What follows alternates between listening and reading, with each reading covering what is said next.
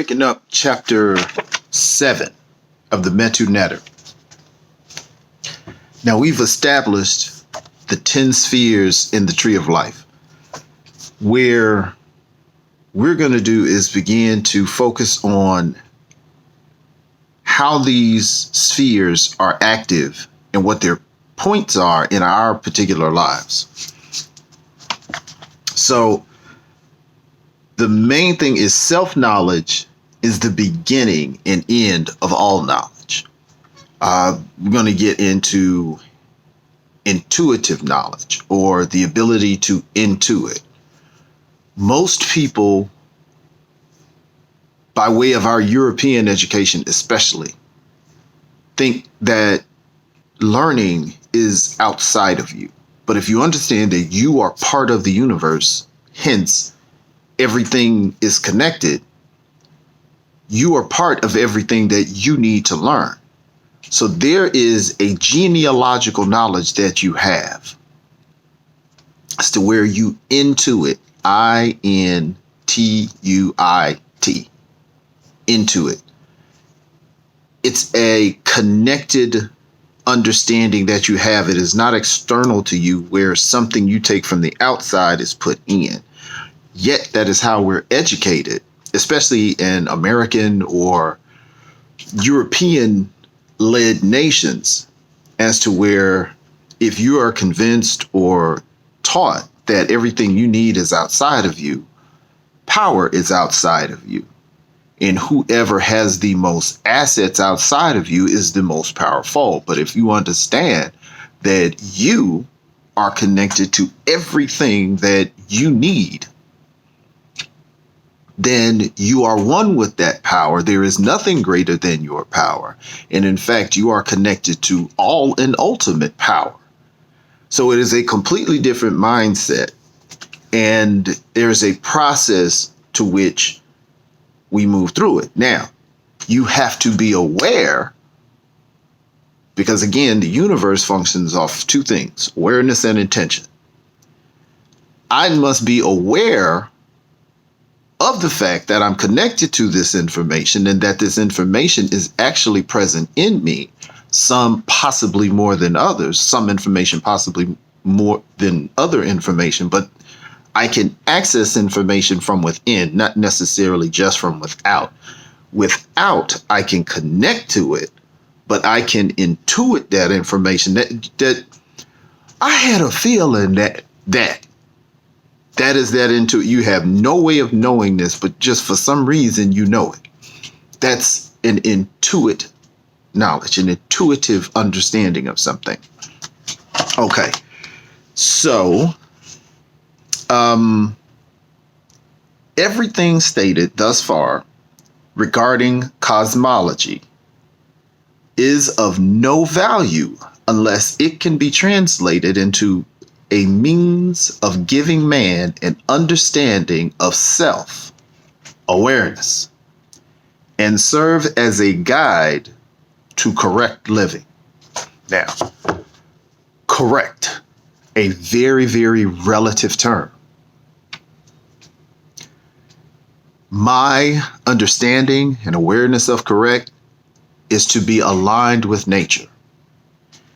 We don't know what's right or wrong, especially in a European capitalistic government and educational system where competition is the lead, but you technically cannot compete with yourself. Not to the extent to which that there is a loser. You can do word games and, you play video games and things like that. But when you play a game, you're playing and you're extremely competitive. Just like if you're playing a video game, playing chess, playing a chess game on your phone, you're challenging your faculties, but it is not to the degradation of another form, because you are connected to yourself. You want to win the game, but you don't want to beat yourself, so to speak. When you understand that connectivity is there with all creatures and all existence, there is no degradation of another person, because that person is you. You all are connected. People develop through the tree of life from bottom to top, from the 10th sphere to zero. Okay. The supreme being in man is zero. Now, this is something that you'll hear in a lot of KRS-One's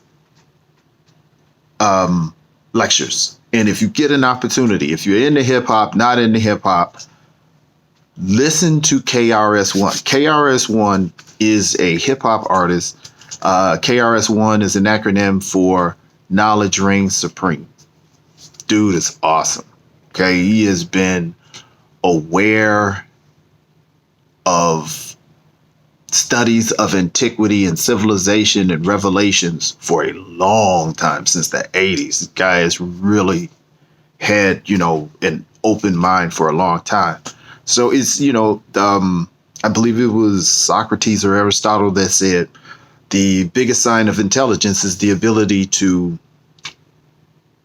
entertain a thought without subscribing to it. So I'm not saying you have to even believe what it is that he's reporting on, but listen to it and become aware of some of the things that he's talking about so you can look into it. One thing that he was talking about is, okay, if we're going from supreme being, the word supreme, when you understand the power of words, you become more responsible with them. Zero is the supreme being. Now, in our country, we have a very powerful term that we use in the United States, in our country. White supremacy. Supreme is functioning at your zenith. You're most aligned with nature.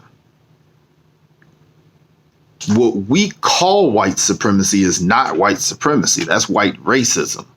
That's white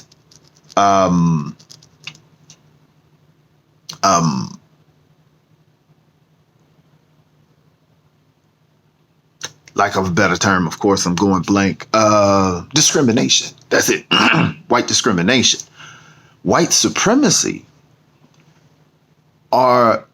is the example of white supremacy are the wonderful white people that are considered quote unquote white, that care about you more than you care about yourself, who have the greatest intention toward the universe, have an understanding and natural ability to live on the basis of the connectivity between entities as opposed to the separation.